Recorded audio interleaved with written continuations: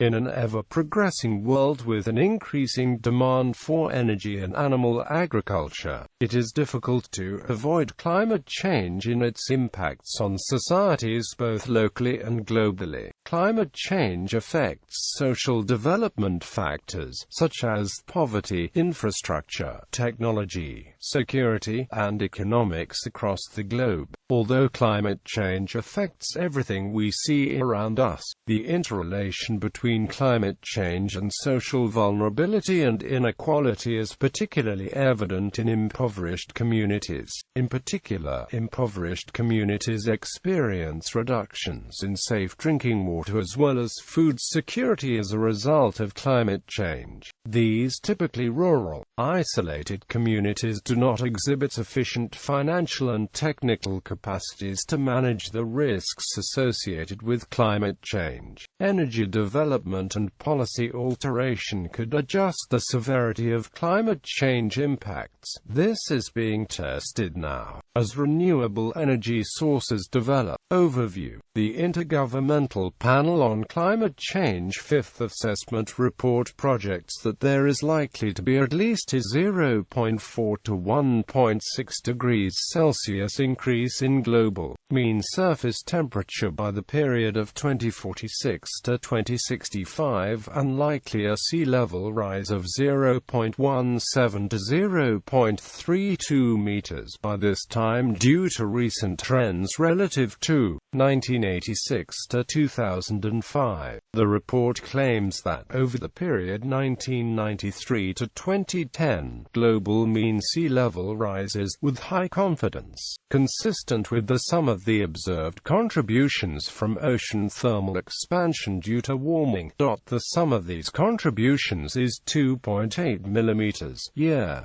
Glaciers and ice sheets are clearly melting now more than they have been in recent history. Not only that, but the global ocean will continue to warm during the 21st century. Heat will penetrate from the surface to the deep ocean and affect ocean circulation. The impacts that climate change has had on development in recent years are significant. According to McMichael, an international professor of development sociology at Cornell University, the development theory signifies the market as the vehicle for social change. For the market allocates resources. Privatization then follows the market influence to enable or prevent development. In consideration of climate change, the market has most likely not yet invested enough in alternative energy research to reduce adverse climate change effects and enable social change in low-income communities around the world. To provide an example, during the Cold War, global capitalist expansion occurred in order to secure markets and resources for the Western world. In the case of climate change, some, like McMichael, believe that the market has not yet invested enough in alternative energy research to reduce adverse climate change effects. Those in poverty have a higher chance of experiencing the ill effects of climate change due to increased exposure and vulnerability. Vulnerability represents the degree to which a system is susceptible to, or unable to cope with, adverse effects of climate change, including climate variability and environmental extremes.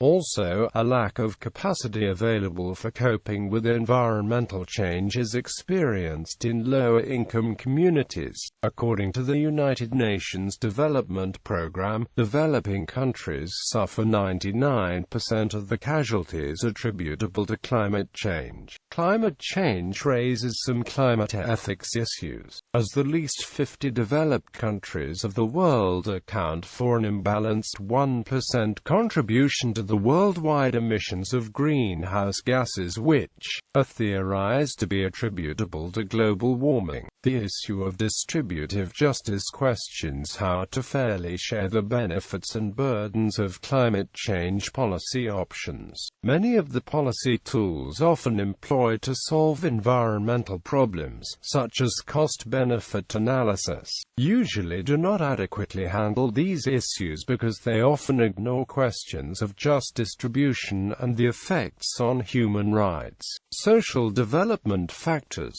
poverty, energy, has strong links with poverty reduction through household income, health, education, gender, and the environment. The carbon footprint of the world's most poverty-stricken billion people is only about 3% of the world's total footprint. Yet death rates are about 500 times greater in the regions where these individuals reside than in the global north. Moreover, it is estimated that climatic disasters will cause effects to 375 million people a year by 2015, and up to 1 billion people will be forced out of their homes by 2050 due to climate change. The cycle of poverty exacerbates the potential negative impacts of climate change. This phenomenon is defined when poor families become trapped in poverty for at least 3 generations and obtain limited or no access to resources, causing them to be disadvantaged and unable to break the cycle. This cycle is referred to as the poverty trap. In well-off countries, coping with climate change has largely been a matter of adjusting thermostats,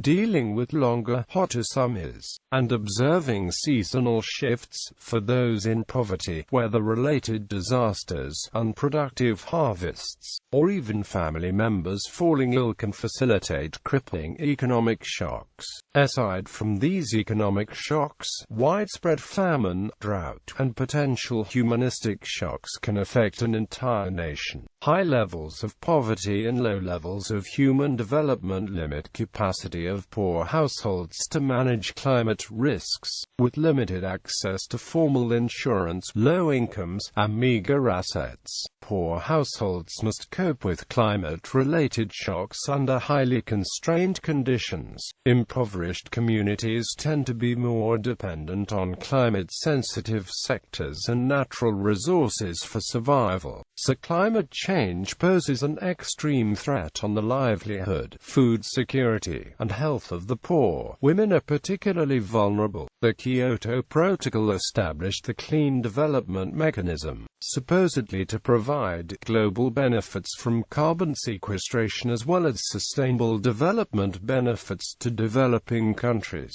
With climate change, availability of fresh water will reduce dramatically along areas with large coastal populations, especially those that are less economically stable, like some regions of Latin America. Approximately 22 million people faced water scarcity at the end of the 20th century, and according to projections configured by the IPCC, the number of people likely to endure issues in water sanitation by 2050 is 79 to 178 million. The UN Energy Corporation was formed at the request of the World Summit on Sustainable Development, and released a report which argues that today's climate-changing world entrenches poverty, constrains the delivery of social services, limits opportunities for women, and erodes environmental sustainability at the local, national, and global levels. According to the report, 2.4 billion individuals rely on biomass for cooking, while 1.6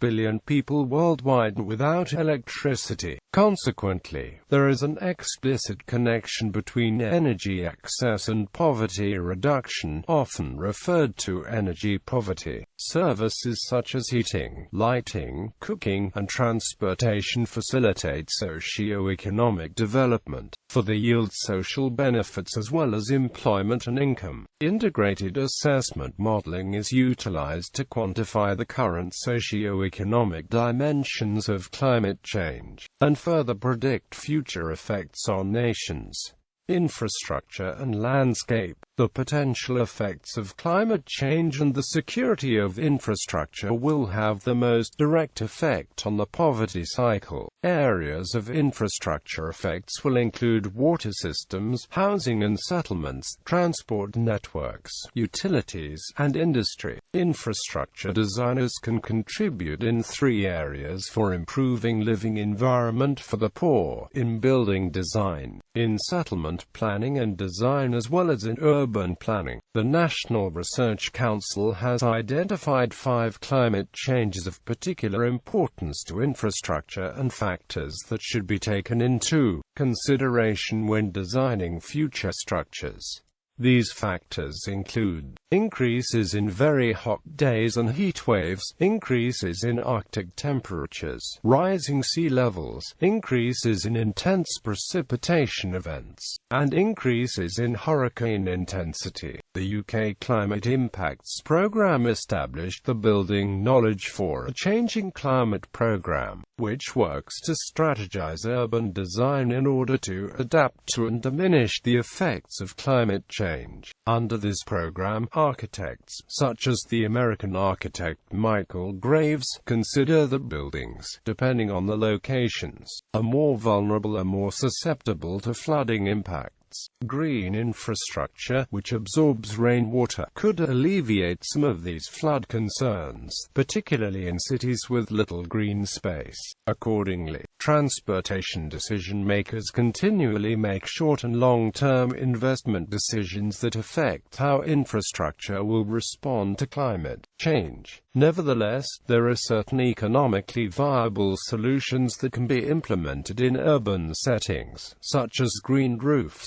Green roofs may keep surface temperatures below the baseline level for all time periods and emissions scenarios. Another strategy is to maintain green space as often as possible and integrate drought-resistant plantings. Vegetation such as this can reduce heat that accumulates in buildings and thus diminish the need for air conditioning, which contributes to both the greenhouse gas emissions as well as the intensification of the urban heat island through waste heat. Ross Garnaut, one of Australia's most distinguished economists, examines the impacts and potential solutions of climate change in his review, the Garnaut Climate Change Review. Garnaut speaks of the effects associated with deforestation, or the destruction of vegetation, concentrating on the region of Australia. He argues that Australia should lead the way in making carbon capture storage viable, perhaps through biosequestration technology to renewable technologies. Solar water heaters and biodiesel have helped improve the welfare of homes in South Africa. Improved technologies such as these also provide job opportunities and skills development, which could contribute to poverty alleviation. Other technologies, such as those involved in the carbon capture of flue gas from power plants, are prominent. With this technology, carbon dioxide is injected into oil reservoirs to increase the mobility of the oil, and, therefore, the productivity of the reservoir, while minimizing emissions. At the end of the 20th century, capture plants utilized chemical absorption processes using the solvent monoethanolamine. Other processes include membrane separation, cryogenic fractionation, and adsorption using molecular sieves. Another option for disposing of carbon dioxide is underground storage of carbon in geological formations.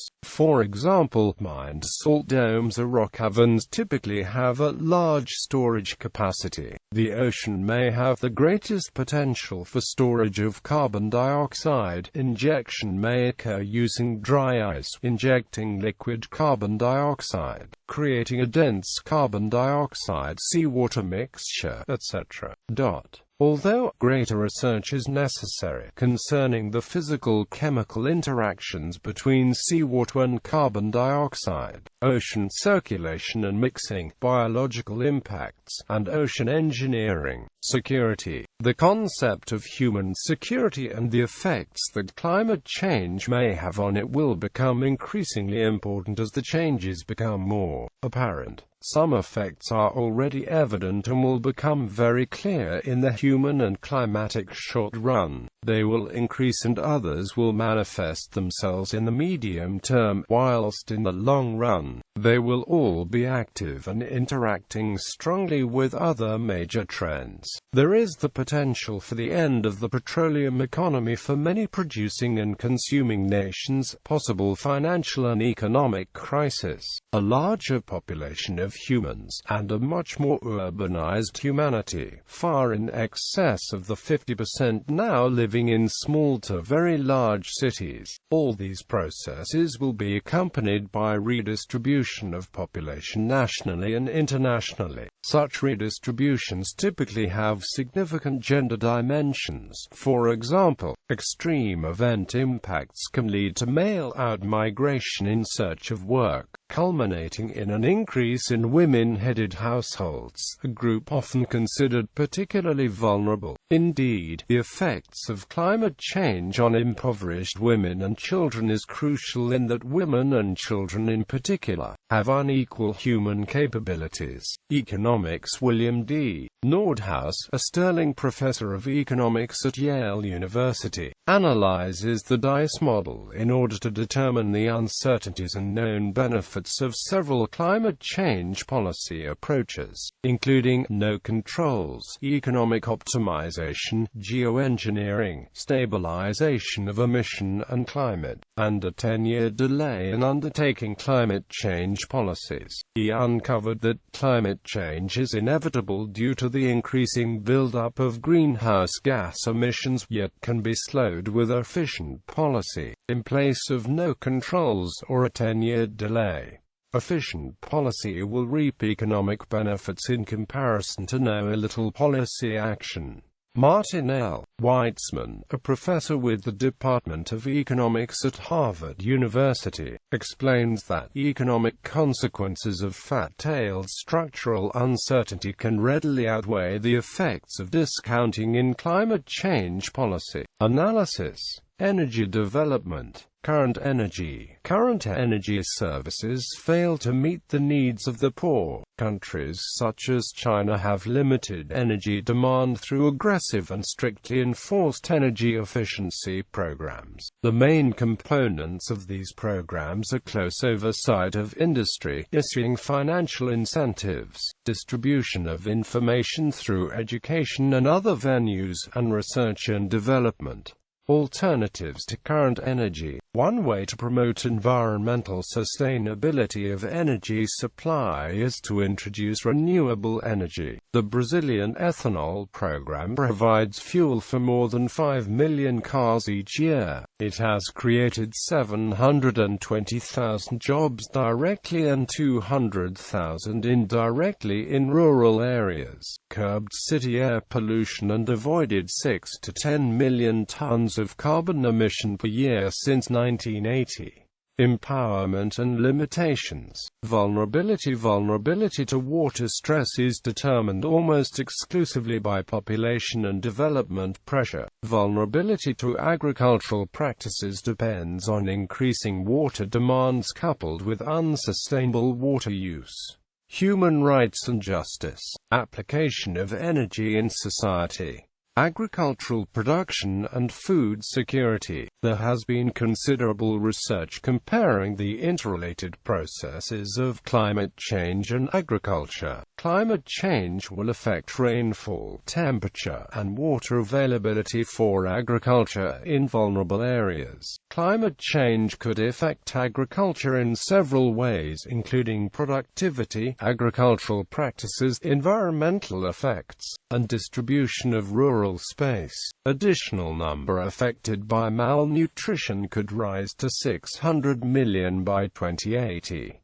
Climate change could worsen the prevalence of hunger through direct, negative effects on production and indirect impacts on purchasing powers. Countries such as Indonesia and Mexico are at the forefront of climate change, for they rely on crops such as rice and corn for income. Water insecurity. Of the 3 billion growth in population projected worldwide by the mid-21st century, the majority will be born in countries already experiencing water shortages. As the overall climate of the Earth warms, changes in the nature of global rainfall, evaporation, snow, and runoff flows will be affected. Safe water sources are essential for survival within a community. Manifestations of the projected water crisis include inadequate access to safe drinking water for about 884 million people, as well as inadequate access to water for sanitation and water disposal for 2.5 billion people. Rising sea levels and exposure to climate disasters. Sea levels could rise rapidly with accelerated ice sheet disintegration. Sea level rise brings risk to coastal groundwater aquifers, which increases vulnerability to saline intrusion. For example, with the compounding effects of sea level rise and overexploitation of aquifers, saline intrusion has greatly hindered vital groundwater resources in Lima, Peru, and has hindered much of the city's water supply. Global temperature increases of 3 to 4 degrees Celsius could result in 330 million people being permanently or temporarily displaced through flooding. Frequent flooding has occurred in northeast Argentina, Bolivia, southern Brazil, Ecuador, northwest Mexico, Paraguay, northwest Peru, and Uruguay. Warming seas will also fuel more intense tropical storms. The changes in temperature of water will cause the auto-purification rate at which streams degrade organic loads to fluctuate, which will result in issues of water quality. Of particular concern are parts of Mexico, like the Balsas, South Pacific, and southern frontier basins are highly vulnerable to hurricanes and flooding.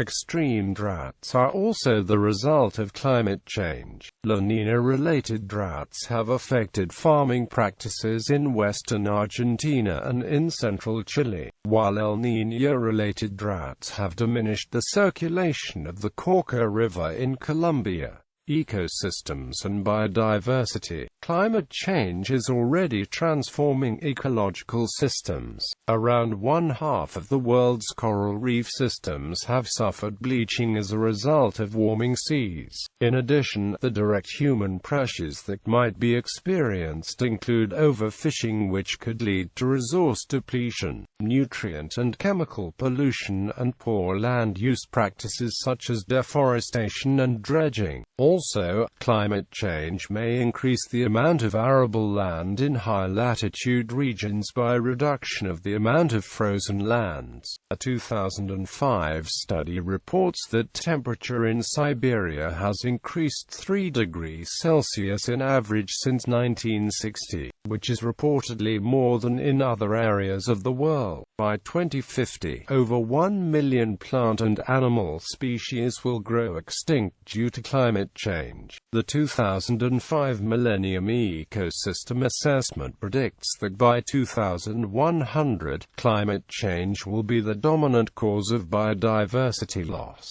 Forests release carbon dioxide into the atmosphere when cut down or burned. Land use changes, particularly deforestation in tropical regions, where forests tend to be very rich in biodiversity, are responsible for roughly 18% of human-driven carbon dioxide emissions. Human health. A direct effect is increase in temperature-related illnesses and deaths related to prolonged heat waves and humidity. Climate change could also change the geographic range of vector-borne, specifically mosquito-borne disease such as malaria and dengue fever, exposing new populations to the disease. Because the changing climate affects the essential ingredients of maintaining good health, clean air and water, sufficient food and adequate shelter, the effects could be widespread and pervasive. The report of the WHO Commission on Social Determinants of Health points out that disadvantaged communities are likely to shoulder a disproportionate share of the burden of climate change because of their increased exposure and vulnerability to health threats. Over 90% of malaria and diarrhea deaths are borne by children aged 5 years or younger, mostly in developing countries. countries. Other severely affected population groups include women, the elderly and people living in small island developing states and other coastal regions. Megacities are mountainous areas. According to researchers from the University College Institute for Global Health, health effects of climate change are likely to deepen in both low and middle-income communities. Proposed policy solutions. Mitigation efforts. Climate change mitigation is the action to decrease the intensity of radiative forcing in order to reduce the potential effects of global warming. Most often, mitigation efforts involve reductions in the concentrations of greenhouse gases, either by reducing the source or by increasing the sinks. Adaptation efforts. Adaptation to global warming involves actions to tolerate the effects of global warming. Collaborative research from the Institute of Development Studies draws links between adaptation and poverty to help develop an agenda for pro-poor adaptation that can inform climate-resilient poverty reduction. Adaptation to climate change will be ineffective and inequitable if it fails to learn and build upon an understanding of the multidimensional and differentiated nature of poverty and vulnerability. Poorer countries tend to be more seriously affected by climate change, yet have reduced assets and capacities with which to adapt. This has led to more activities to integrate adaptation within development and poverty reduction programs. The rise of adaptation as a development issue has been influenced by concerns around minimizing threats to progress on poverty reduction, notably the Millennium Development Goals, and by the injustice of impacts that are felt hardest by those who have done least to contribute to the problem. Framing adaptation as an equity and human rights issue. Potential for change. Future development policies and programs can help facilitate new technologies that will increase environmentally sustainable energy production, but diminish the harmful effects of typical consumption. Priorities include pricing energy to account for environmental costs, removing subsidies that increase harmful emissions, adopting incentives for beneficial new technologies during the market scale-up stage, and promulgating regulatory standards for energy efficiency. These objectives will demand the cooperation of all stakeholders. Developed countries have started levying new taxes in order to help aid the global poverty reduction and adaptation efforts related to climate change. For example, France has imposed taxes on international flights to aid HIV/AIDS in Africa, and a fifth of the money from the EU's emissions trading scheme has contributed to climate change-related improvements. Rural areas would benefit from the removal of market barriers on modern fuels. Decentralizing decision-making and energy investments may also improve energy services in rural areas. Proposed policy challenges. Most difficult policy challenge is related to distribution. While this is a potential catastrophic risk for the entire globe, the short and medium-term distribution of the costs and benefits will be far from uniform. Distribution challenge is made particularly difficult because those who have largely caused the problem, richer nations, are not going to be those who suffer the most in the short term. It is the poorest who did not and still are not contributing significantly to greenhouse gas emissions that are the most vulnerable. Developed countries have started levying new taxes in order to help aid the global poverty reduction and adaptation efforts related to climate change. For example, France has imposed taxes on international flights to aid HIV/AIDS in Africa, and a fifth of the money from the EU's emissions trading scheme has contributed to climate change-related improvements.